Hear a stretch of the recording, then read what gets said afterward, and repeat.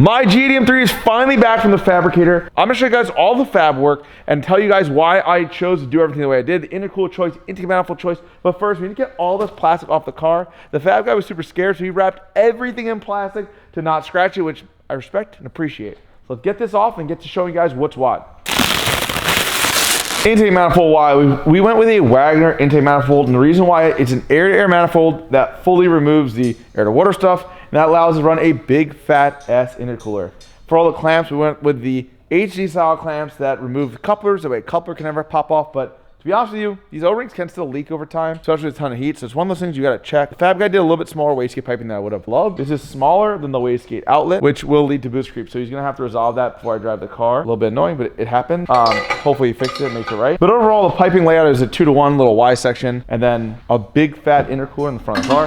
It might not look huge, but it's literally a 6-inch thick intercooler. It's massive. It's rated for 1,600 horsepower. And I'm not sure if it's a flex or not. You guys gotta tell me, is it a flex to leave the self-driving camera on the front of my car? Oil cooler wise, we deleted it. There's no more oil cooler on this car at all. It's literally gone. People might think that's crazy. It's not a road race car. It's not gonna become a problem. I'm not worried. We did relocate the transmission cooler and have AN fittings well to the ends of it, and it's now on top where there was nothing before. Our current game plan right now is actually we're disassembling the car to take the motor out, take the transmission out, build the motor, and we'll show you guys step by step, nothing hidden, on how to build the motor the best way I think possible. Drop the transmission off to Pure Drivetrain Solutions to have them build the transmission to hold everything under the sun, but that's what we're doing. The G80 M3, I probably should record a little bit more, but Nelson just took it out, and I was doing some bullshit pretty much. Motor's out and transmission out to get it all built. We do have a spare motor, so this one's pretty much gonna get shelved, and this spare motor I have is gonna be the one being used. We're gonna have a full separate video on how to build a G80 motor to hold all the power in the world. And the transmission, which is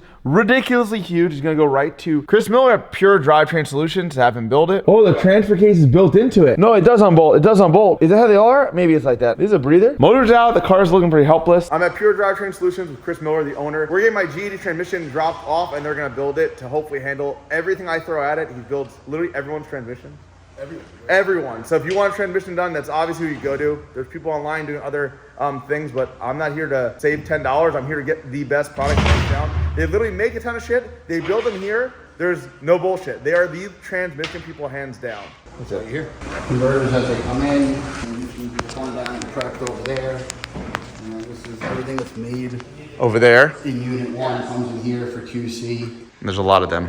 Yeah, there's a lot of them. And then the next 2 buildings are all just overflow warehouse where you store everything. Well, in the time it took Chris to show me like a mini tour of their shop or facility, they already had my transmission fully apart. This right here is not just a transmission broken down. It is my 4,000 mile ZF8 ready to be built. I originally bought a Vargas small brake kit for the rear because he offers a small brake conversion to let you reuse the OEM parking brake, no lights on the dash, nothing weird to happen. So to get rid of all this OEM stuff, with a smaller rotor, relocation of the caliper, but my wheels didn't really fit at all. The wheels I bought in an earlier video. So what did I do? I found a company online. It's called Aerospace Components. We'll have a link down below if you want to order the same brakes. We sell them. If you don't, fine. They offer normal stuff if you just want to do a rear brake conversion, put a smaller rear wheel. And they also offer a full brake kit all the way up to a drag brake kit. And I bought the lightest, craziest brakes you can get. So here's the weight difference of the front rotors and calipers compared to their entire kit. As you guys know, take as much weight off this car as possible. Damn, it's crazy. Rotors and calipers are at 91 pounds. And in this cardboard box is the entire new setup. There's still hardware we have to pull off, so probably another pound or 2 that comes off the car. And what's going back on the car is 25 pounds going back on. That's crazy. That's literally, I think that's 65 pounds lighter front alone. You do that front and rear to 100 pounds off, and it's going on my journey. I think this car's gonna get pretty light. Dude, it makes me want to do it on the yellow car too, almost. I always see race cars with lightweight brakes. I'm like, dude, they wasted so much money for nothing. No, this is crazy. 2 rotors, all the hardware's 13.7 pounds. So on rotating mass, from the stock ones to the new ones, we save, wow, 57 versus 13 is, or 14 we'll call it, 43 pounds off rotating mass in the front alone. And the rear, we're gonna guess the same thing probably. So we're gonna call it almost 100 pounds on rotating mass. And they say this online, like every 10 pounds off rotating mass equals 100 pounds equivalent out of the car. Is that correct? In terms of safety wise, they say these brake pads and rotors around on like drag cars that go really, really fast and don't have issues. They're probably an extremely aggressive pad. The rotor will wear out quickly, but I do not care. I don't need to last 70,000 miles or 60,000 miles. If it lasts 12,000 miles of street use, it's fine. So new caliper is actually it's a 4-piston front and a 2-piston rear. The factory is 6-piston front and 1-piston rear, so you end up with 1 less piston compared to stock. And if your pads are really aggressive, I think it's going to be okay. For those of you that have been following the G80 build, the motor is done. There's a complete another video on it. If you want to check that out, go check out the other video on the motor build. But now look, it is getting buttoned up, dressed up.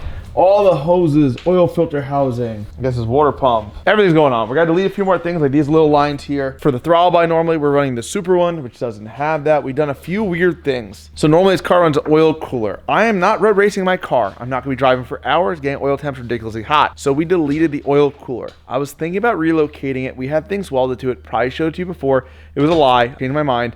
We're gonna delete it anyway, but now we made these little block offs and also welded up. These little thingies, they go here. Something like that to fully block off oil cooler. Normally from the factory is a thermostat. There's a thermostat removed. Gets held in with a little C-clip. That is all inside here. By removing that, it lets oil just circulate without anything weird. If you were to leave that and do this, I don't know what would happen, but your oil, even though it's like a little bypass, it probably wouldn't flow correctly great. But it's definitely not something that I would want to find out and test because it's definitely the wrong way of doing it. What else did we do that's weird? So this car is not going to have air conditioning. If it sounds horrible, it's probably horrible. And the reason why is because the goal of this car is to take every pound out of it to go absolutely as fast as possible. Like Mike Body did with a stock motor M340 going 890 is wild. People probably think, oh, I can do that. His car is like probably a few hundred pounds lighter than anyone else's M340, and every pound you take off the car makes a big difference. So it is a part we actually, I don't say made, but this is a stock B58 AC compressor thing we deleted. We actually had running on my yellow car, and we put a power steering pump there. So we don't need this anymore, luckily. It's gonna go here, which works perfectly, lines up perfectly. I didn't know this is the first time fitting this. We just assumed it was gonna work. I think EOS makes something also. It is a little bit heavy. This probably weighs, what's your guess? 3 pounds. 3 pounds. Maybe EOS is 1 pound. EOS is just this piece with a, looks like a smaller pulley. So I'm gonna message him and see what he says about his bracket.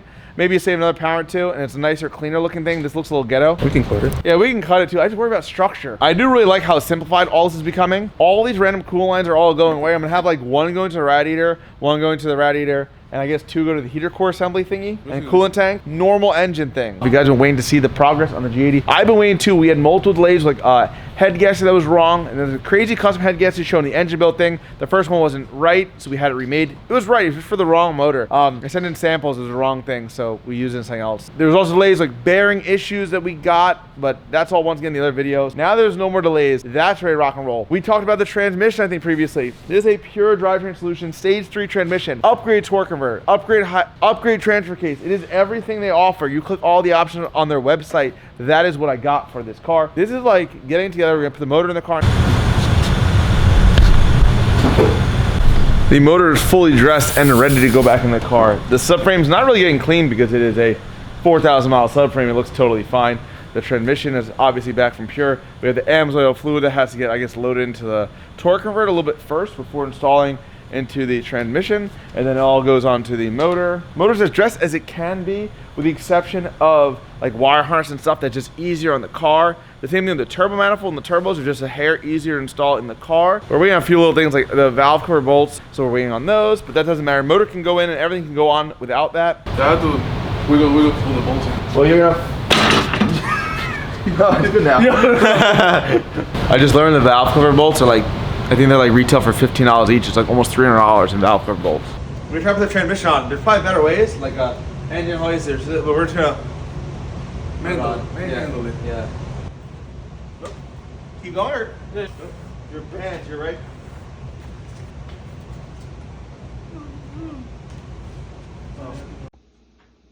So the previous fabricator added a bunch of AN fittings, which is amazing, so I can relocate my transmission cooler, but they're in a spot where we would require a 45-degree bend or similar in front. So Nelson's just cutting them back a little further. That way we can just run a straight line in front of it directly to the oil cooler.